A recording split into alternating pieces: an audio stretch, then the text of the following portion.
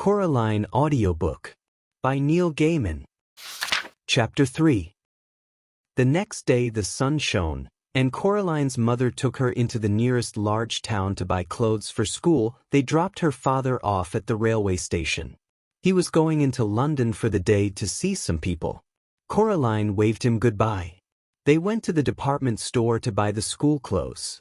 Coraline saw some day-glow green gloves she liked a lot. Her mother refused to buy them for her, preferring instead to buy white socks, navy blue school underpants, 4 gray blouses, and a dark gray skirt. But Mum, everybody at school's got gray blouses and everything. Nobody's got green gloves. I could be the only one. Her mother ignored her. She was talking to the shop assistants. They were talking about which kind of sweater to get for Coraline, and were agreeing that the best thing to do would be to get one that was embarrassingly large and baggy, in the hopes that one day she might grow into it. Coraline wandered off and looked at a display of Wellington boots shaped like frogs and ducks and rabbits. Then she wandered back. Coraline? Oh, there you are. Where on earth were you? I was kidnapped by aliens, said Coraline. They came down from outer space with ray guns, but I fooled them by wearing a wig and laughing in a foreign accent, and I escaped. Yes, dear. Now, I think you could do with some more hair clips, don't you? No, well, let's say half a dozen to be on the safe side, said her mother. Coraline didn't say anything. In the car on the way back home, Coraline said, "What's in the empty flat?" "I don't know. Nothing, I expect. It probably looks like our flat before we moved in. Empty rooms. Do you think you could get into it from our flat?" "Not unless you can walk through bricks, dear." Oh. They got home around lunchtime. The sun was shining, although the day was cold. Coraline's mother looked in the fridge and found a sad little tomato and a piece of cheese. With green stuff growing on it, there was only a crust in the bread bin. "I'd better dash down to the shops and get some fish fingers or something," said her mother. "Do you want to come?" "No," said Coraline. "Suit yourself," said her mother, and left. Then she came back and got her purse and car keys and went out again. Coraline was bored. She flipped through a book her mother was reading about native people in a distant country, how every day they would take pieces of white silk and draw on them in wax, then dip the silks in dye, then draw on them more in wax and dye them some more, then boil the wax out in hot water, and then finally throw the now beautiful cloths on a fire and burn them to ashes. It seemed particularly pointless to Coraline, but she hoped that the people enjoyed it. She was still bored, and her mother wasn't yet home. Coraline got a chair and pushed it over to the kitchen door. She climbed onto the chair and reached up. She got down, then got a broom from the broom cupboard. She climbed back on the chair again and reached up with the broom. She climbed down from the chair and picked up the keys. She smiled triumphantly, then she leaned the broom against the wall and went into the drawing room. The family did not use the drawing room. They had inherited the furniture from Coraline's grandmother, along with a wooden coffee table, a side table, a heavy glass ashtray, and the oil painting of a bowl of fruit.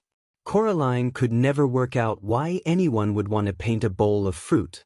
Other than that, the room was empty. There were no knickknacks on the mantelpiece, no statues or clocks, nothing that made it feel comfortable or lived in. The old black key felt colder than any of the others. She pushed it into the keyhole.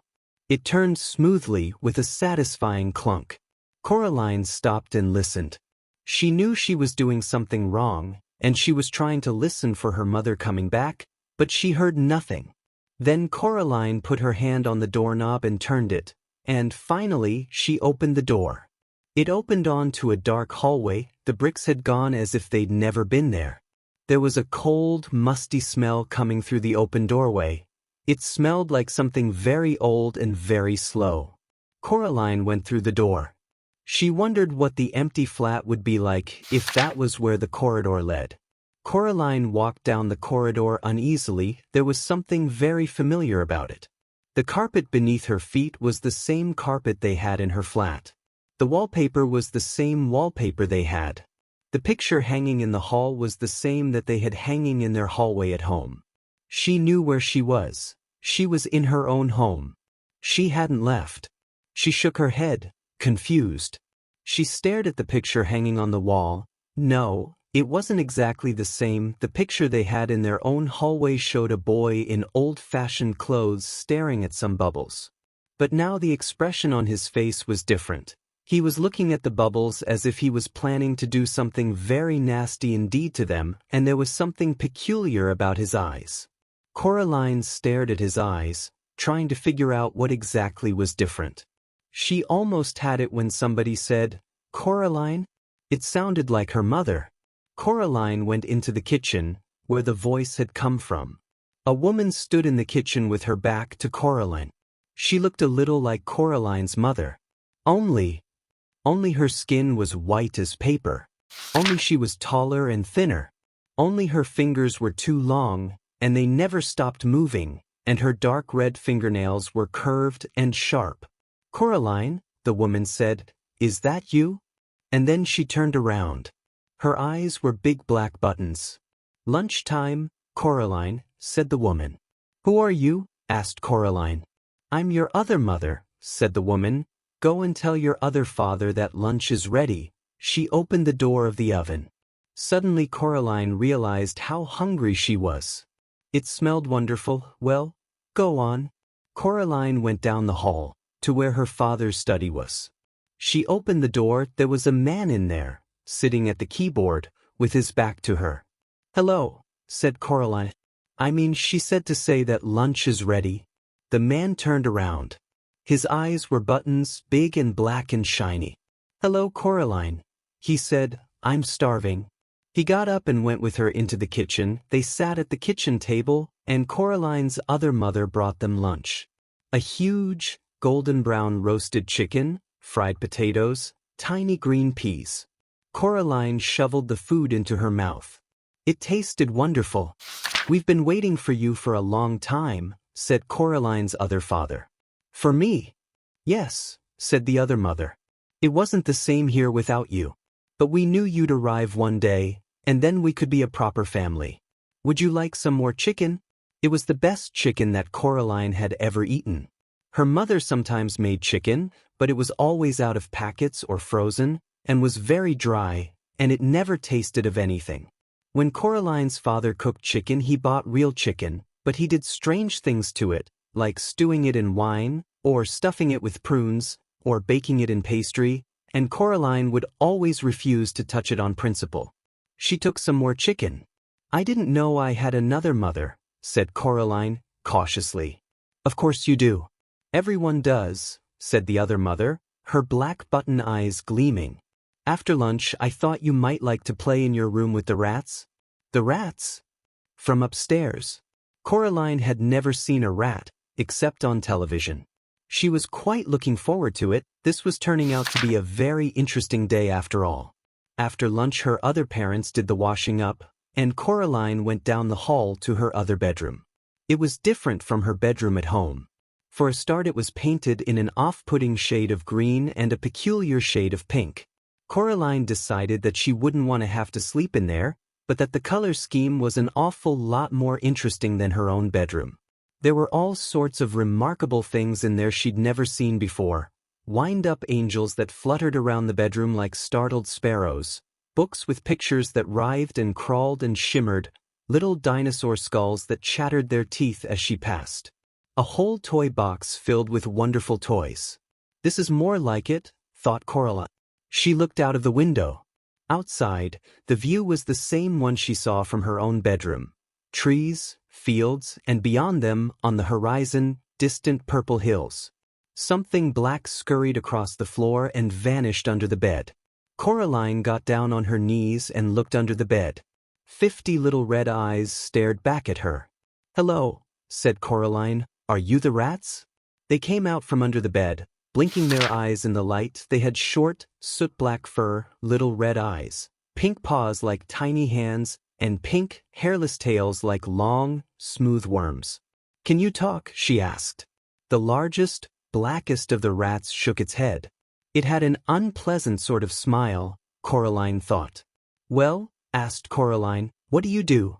The rats formed a circle.